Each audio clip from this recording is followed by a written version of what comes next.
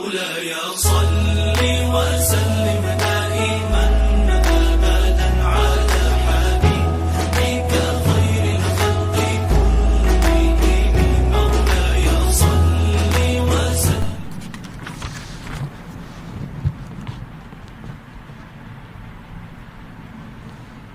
بسم الله الرحمن الرحيم نحمده ونصلي ونسلم على رسوله الكريم اما بعد فاعوذ بالله من الشيطان الرجيم بسم الله الرحمن الرحيم يا ايها الذين آمنوا كتب عليكم الصيام كما كتب على الذين من قبلكم لعلكم تتقون صدق اللہ مولانا العظیم وصدق رسولہ النبی الکریم الامین ان اللہ وملائکتہ یصلون علی النبی یا ایھا الذین آمنوا صلوا علیہ وسلموا تسلیما اللہم صل علی سیدنا ومولانا محمد وعلی آل سیدنا ومولانا محمد وبارک وسلم صلاۃ و سلاما علیک یا رسول اللہ. اللہ تعالیٰ کی حمد و ثنا اس کے پیارے محبوب نبی دو عالم شفیع معظم حضرت محمد مصطفیٰ احمد مجتبیٰ صلی اللہ تعالیٰ علیہ وعلی آلہ واصحابہ وبارک وسلم کی ذات اقدس پر درود و سلام کا نذرانہ عرض کرنے کے بعد دعا ہے اللہ رب العالمین ہماری اس کوشش کو اپنی پاک بارگاہ میں شرف قبول عطا فرمائے. ناظرین و سامعین، جیسا کہ آپ کو اشتہار کے ذریعے پہلے آگاہ کیا جا چکا ہے کہ ہم ایک کورس جس کا نام فہم دین کورس ہے، ہم وہ شروع کر رہے ہیں. فہم دین کورس دین کی سمجھ حاصل کرنے کے لیے اس کو شروع کیا جا رہا ہے اور اس میں مختلف عنوانات سے مختلف موضوعات سے گفتگو کی جائے گی. اس لیے اس کا پہلا جو ٹاپک ہے، جو پہلا اس کا عنوان ہے، وہ ہے رمضان المبارک کے روزے، اس کی فضیلت، ان کی اہمیت اور رکھنے کا فائدہ اور روزہ چھوڑنے کا نقصان. اور اس کے ساتھ ساتھ اس بات پر بھی گفتگو ہوگی کہ روزے کے مختلف مسائل جو ہیں ان کو بھی آپ کے گوش گزار کیا جائے. اور اس بات پر بھی گفتگو ہوگی کہ روزہ کن چیزوں سے ٹوٹ جاتا ہے اور وہ کون سے کام ہیں جن کے کرنے سے روزہ کے ثواب میں فرق آتا ہے لیکن روزہ ٹوٹتا نہیں ہے، اور وہ کون سے کام ہیں جن کے کرنے سے روزے کا ثواب اور زیادہ بڑھ جاتا ہے. تو ناظرین سامعین، اس پروگرام میں ہم آپ کو ایک بار پھر یہ یاد دلا رہے ہیں، چونکہ اس وقت حالات کے پیش نظر ہر طرف سے دفاتر اور کاروبار بند ہیں اور باہر اسی طرح کسی بھی اجتماع میں شرکت کرنا فی الوقت بند کیا ہوا ہے. اس لیے آپ کو گھر بیٹھے بٹھائیں یہ دین کی سمجھ اور فہم دین کورس آپ تک پہنچایا جا رہا ہے. آپ سے التماس ہے کہ ضرور اس پروگرام کو مکمل سنیں اور اپنے دوستوں کو بھی سننے کی دعوت دیں اور اس کار خیر میں آپ بھی حصہ دار بن جائیں. تو آئیے ناظرین، آج کا پہلا سبق شروع کرتے ہیں. پہلا سبق ہم اس بات سے شروع کر رہے ہیں کہ آپ کو پتہ ہے کوئی بھی کام کرنا ہو تو اس کام کے بارے میں اس کی اہمیت اور اس کی فضیلت اور اس کے جو فوائد ہیں ان کو اگر پوری طرح ان کے بارے میں پتہ نہ ہو تو بندہ وہم میں پڑ جاتا ہے کہ پتہ نہیں اس کا فائدہ کیا ہے، یا یہ فضول کام ہے، یا کیا اس کی حیثیت ہے۔ تو پہلے ہم اس کے بارے میں بتائیں گے کہ یہ رمضان المبارک کا روزہ ہو یا ویسے نفلی روزہ ہو، اس کی اہمیت کیا ہے، اللہ تعالیٰ کی بارگاہ میں اس کی قدر کیا ہے۔ تو ایک نفل روزہ، ایک نفلی روزہ، اس کی قدر و قیمت جان کر آپ اندازہ لگا لیں گے کہ رمضان المبارک کا جو فرض روزہ ہے اس کا اللہ تعالیٰ کی بارگاہ میں مقام کتنا ہے اور اس پر انعام اللہ تعالیٰ نے کتنا رکھا ہے۔ تو ایک نفلی روزہ جو ہے اس کے بارے میں نبی کریم صلی اللہ تعالیٰ علیہ وسلم کا ارشاد گرامی، اس سے پہلے میں جو آیت کریمہ قرآن پاک سے تلاوت کی ہے اس میں اللہ تعالیٰ نے رمضان المبارک کے روزے کے بارے میں ارشاد فرمایا، یا ایھا الذین آمنوا کتب علیکم الصیام کما کتب علی الذین من قبلکم لعلکم تتقون، اے ایمان والو تم پر روزے فرض کیے گئے جس طرح تم سے پہلے لوگوں پر فرض کیے گئے تھے، اور فرض کرنے کا اللہ تعالیٰ نے مقصد بھی بیان فرما دیا اور فرمایا کہ لعلکم تتقون، تاکہ تم پرہیزگار بن جاؤ، تم متقی بن جاؤ۔ تو اللہ رب العالمین نے روزہ رمضان المبارک کے لیے ارشاد فرمایا کہ تم پر روزہ فرض کیا گیا، وہ ہے فرض روزہ۔ اور فرض روزہ، وہ فرض جو ہوتا ہے وہ قرض کی طرح ہوتا ہے، فرض اس کو ادا کرنے کے لیے اتنا ہی اہتمام ضروری ہوتا ہے جتنا کہ قرض کو ادا کیے بغیر بندہ جان چھڑوا نہیں سکتا، اسی طرح جب فرض کو ادا نہیں کرے گا تو اس کی جان نہیں چھوٹے گی۔ تو اس لیے پہلے ہم بتاتے ہیں کہ ایک نفل روزہ، مثال کے طور پر آدمی رمضان المبارک کے علاوہ کوئی روزہ رکھ لیتا ہے تو اس نفل روزے کے بارے میں آقا کریم صلی اللہ تعالیٰ علیہ وسلم کا ارشاد کیا ہے اور اس کی اہمیت کیا ہے۔ نبی دو عالم صلی اللہ تعالیٰ علیہ وسلم نے ارشاد فرمایا، اس فرمان علی شان کو حضرت ابو سعید خدری رضی اللہ تعالیٰ عنہ روایت کرتے ہیں کہ نبی مکرم صلی اللہ تعالیٰ علیہ وسلم نے ارشاد فرمایا، جو شخص بھی اللہ تعالیٰ کی رضا کے لیے ایک دن کا روزہ رکھے، جو شخص بھی اللہ تعالیٰ کی رضا کے لیے ایک دن کا روزہ رکھے، اللہ رب العزت وحدہ لا شریک اس ایک دن کے روزے کے بدلے میں اس شخص کے چہرے کو آگ سے 70 سال کی مسافت تک دور فرما دیتا ہے۔ ایک روزہ جو نفلی ہے، اس نفلی روزے کو اللہ تعالیٰ کی رضا کے لیے ادا کرنے کا ثواب کیا ہے کہ 70 سال تک اللہ رب العالمین اس کو جہنم سے دور کر دیتا ہے۔ تو ایک روزہ نفلی جو ہے اس کے بارے میں آقا علیہ الصلوۃ والسلام کا ایک اور ارشاد گرامی ہے کہ ایک کوا، اس کا بچہ جب پیدا ہوتا ہے اور پیدا ہونے کے بعد اس کے پر نکلتے ہیں اور وہ اڑنے کی طاقت حاصل کرتا ہے، اس وقت سے کوے کا وہ بچہ اڑنا شروع کرے اور اڑتا رہے، فاصلہ طے کرتا رہے، آخر کار اس کو موت آ جائے اس کی۔ حالانکہ آپ کو پتا ہے کہ کوے کی عمر بڑی لمبی ہوتی ہے، فرمایا کہ وہ بچپن سے لے کر اپنی اس آخری عمر تک وہ اڑتا رہے اور اتنی لمبی مسافت طے کر جائے، تو اس لمبی مسافت طے کرنے کے برابر بلکہ اس سے بھی زیادہ اللہ تعالیٰ اس ایک روزہ نفلی رکھنے والے کو اللہ رب العالمین جہنم سے دور کر دیتا ہے۔ تو نبی مکرم صلی اللہ تعالیٰ علیہ وسلم نے ارشاد فرمایا اسی روزہ کے بارے میں کہ اس کے فوائد کتنے ہیں۔ آقا کریم صلی اللہ تعالیٰ علیہ وسلم نے ایک مرتبہ نوجوانوں کو خطاب کرتے ہوئے ارشاد فرمایا، یہ ارشاد گرامی حضرت عبداللہ ابن مسعود رضی اللہ تعالیٰ عنہ اس کے راوی ہیں اور آپ نے فرمایا کہ نبی مکرم صلی اللہ تعالیٰ علیہ وآلہ وسلم نے ہمیں ارشاد فرمایا کہ اے نوجوانوں،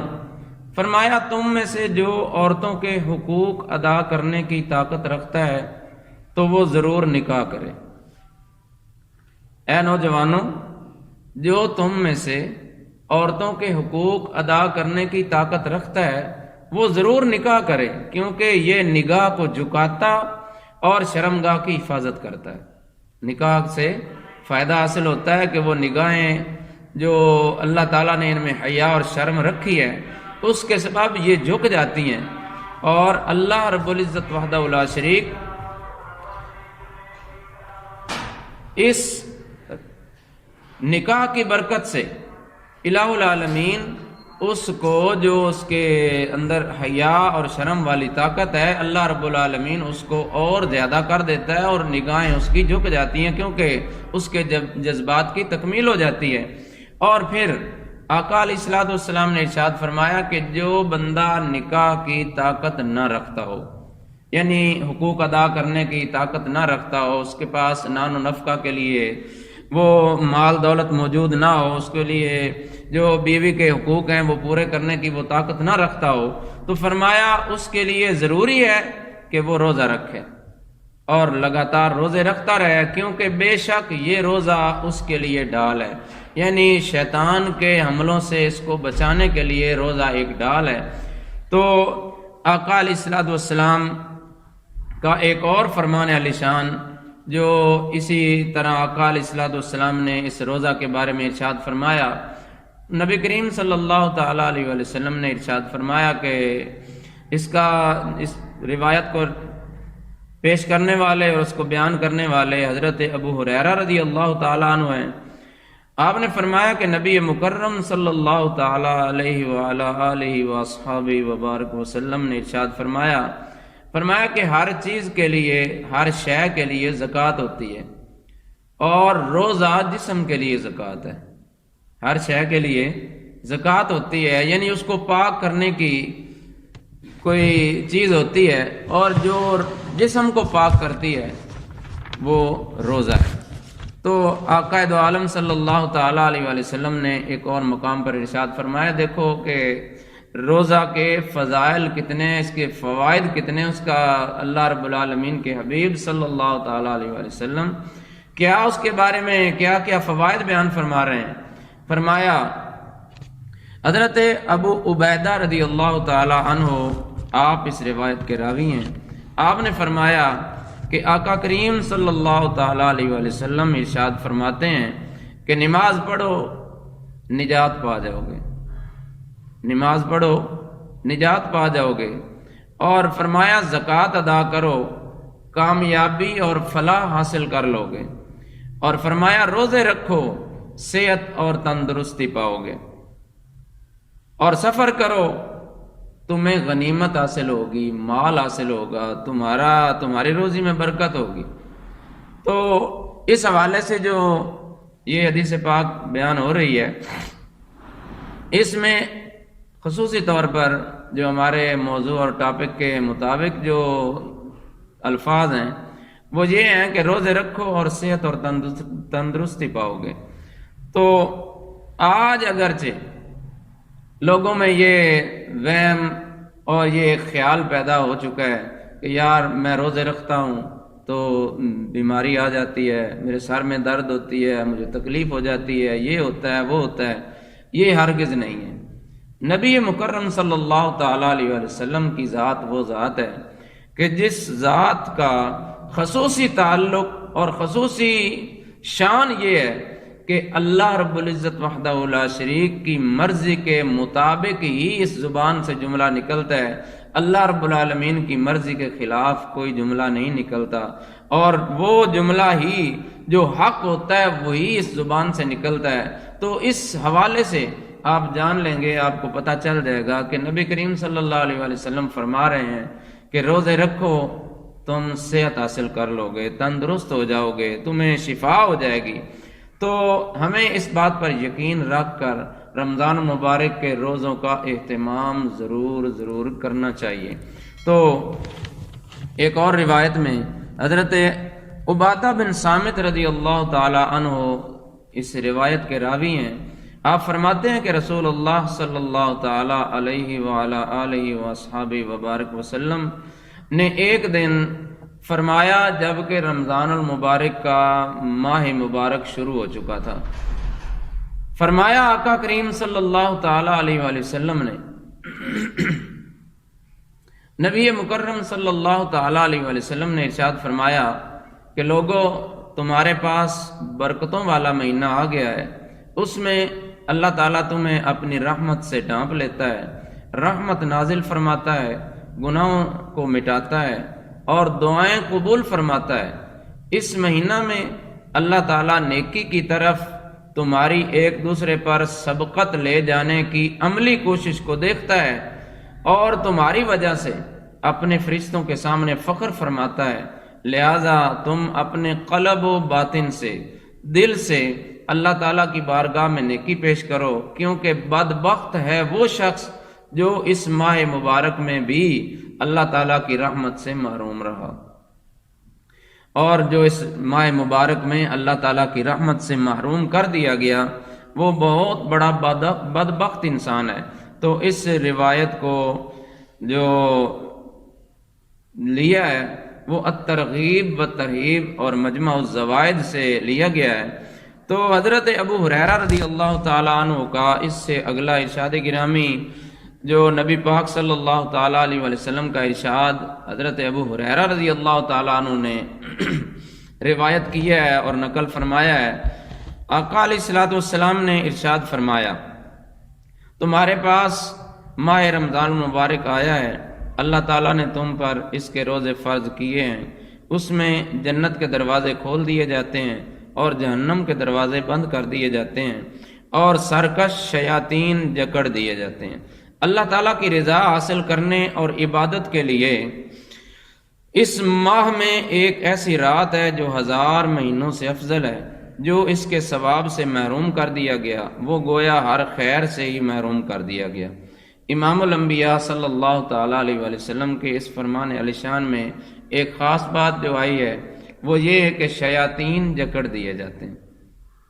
شیاطین جکڑ دیے جانے کا مقصد کیا ہے، مطلب کیا ہے؟ شیاطین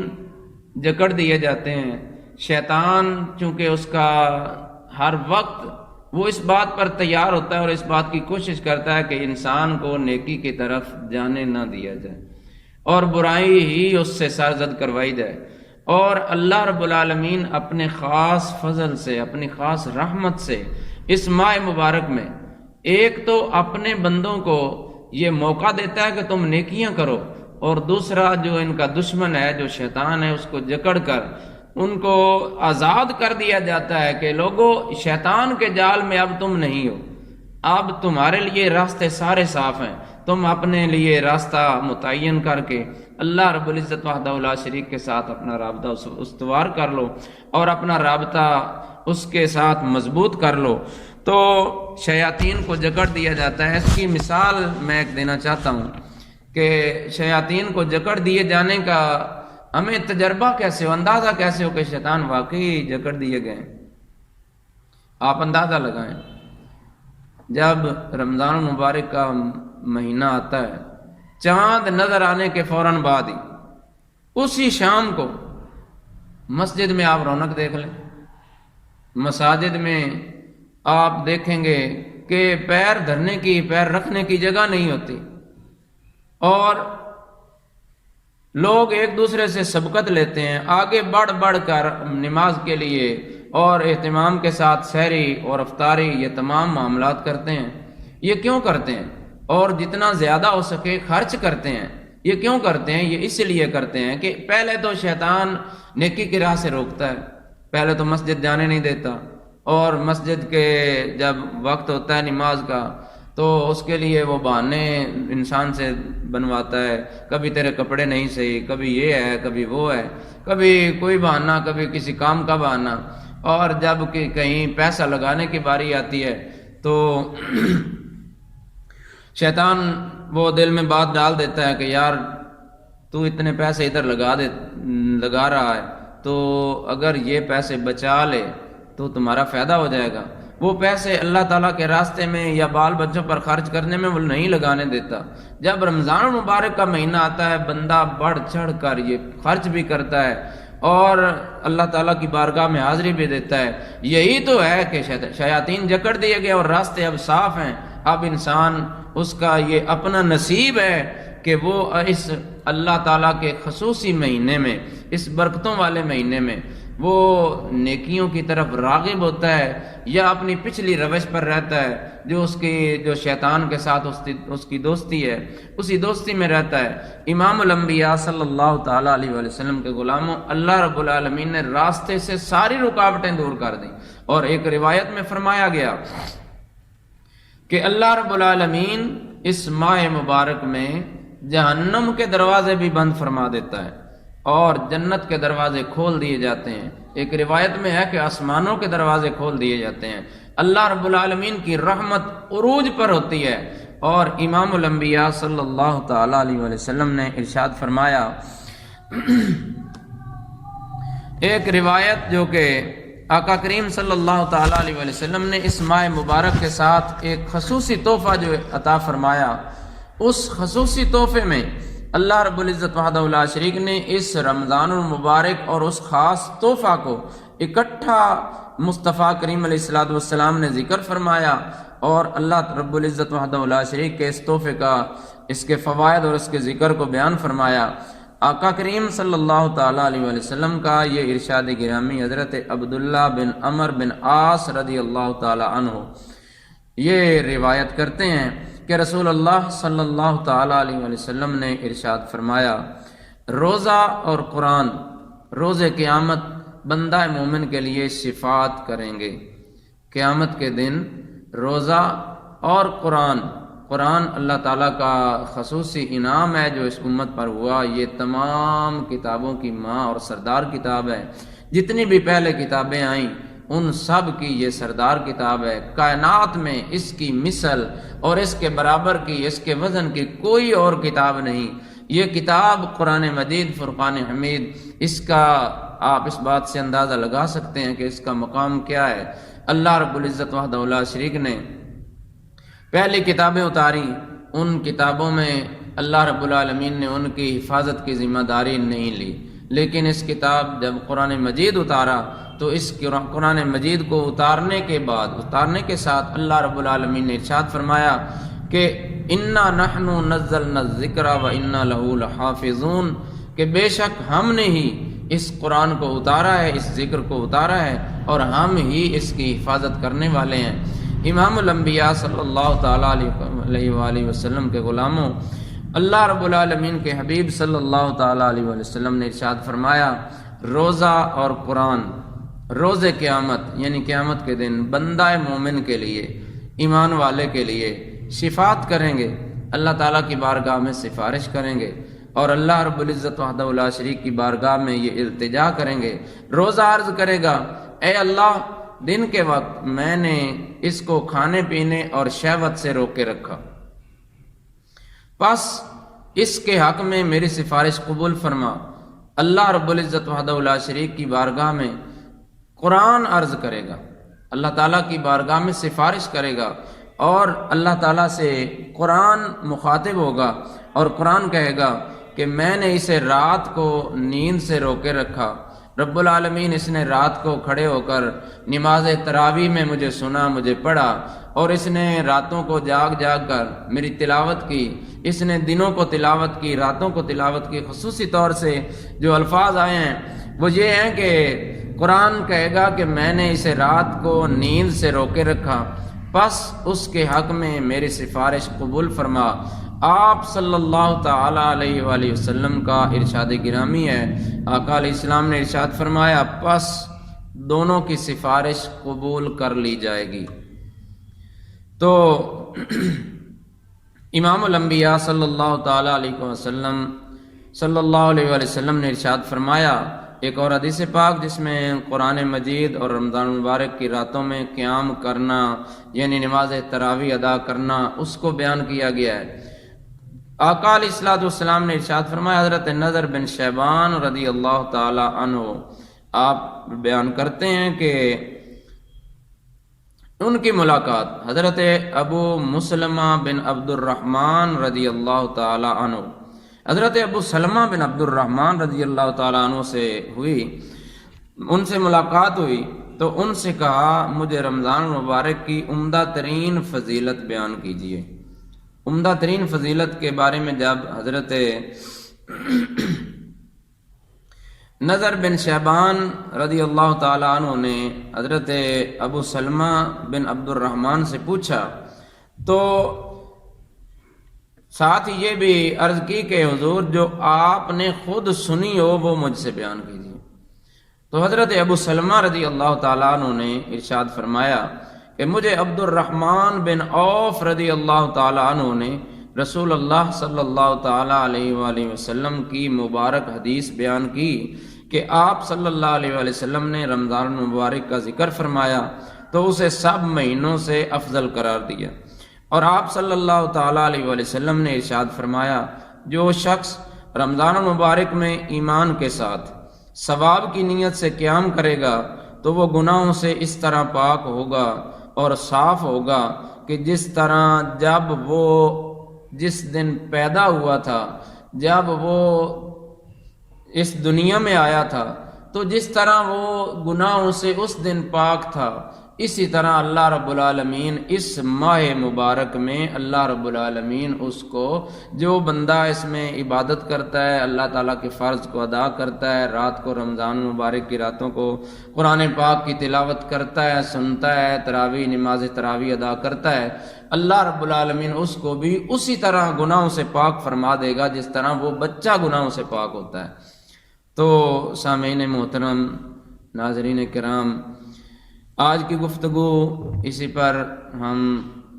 اکتفا کرتے ہیں اور اسی پر اختتام کرتے ہیں۔ تو اس کے ساتھ ہم آپ سے ایک گزارش کرتے ہیں کہ جو حضرات، جو دوست اس ہمارے اس فہم دین کورس میں شامل ہیں وہ ہمیں اس سے آگاہ کریں کہ آپ کو ہماری یہ گفتگو، اس کی سمجھ آ گئی ہے اور اس کی آگاہی کا طریقہ کیا ہے، اور آپ کی حاضری کا جو ہمیں ثبوت ملے گا وہ اس بات سے ملے گا کہ آپ آج کے سبق کا، آج کی اس گفتگو کا خلاصہ لکھ کر یا وائس میسج کے ذریعے آپ پرسنل نیچے جو نمبر آ رہا ہے اس نمبر پر آپ ہمیں بھیج دیں گے، اور ہمیں اس بات کی یقین دہانی ہو جائے گی کہ آپ کو اس بات کی سمجھ آئی ہے۔ انشاءاللہ العزیز اگلا جو سبق ہوگا وہ کل انشاءاللہ العزیز ہوگا، تو انشاءاللہ العزیز کل تک آپ سے ہم اجازت چاہتے ہیں۔ اللہ رب العالمین آپ سب کا اور ہم سب کا حامی و ناصر، اللہ تعالی ہمیں دین کو سمجھنے اور اس پر عمل کرنے کی توفیق عطا فرمائے، آمین۔ وما علینا الا البلاغ المبین۔ مولاي صل وسلم دائما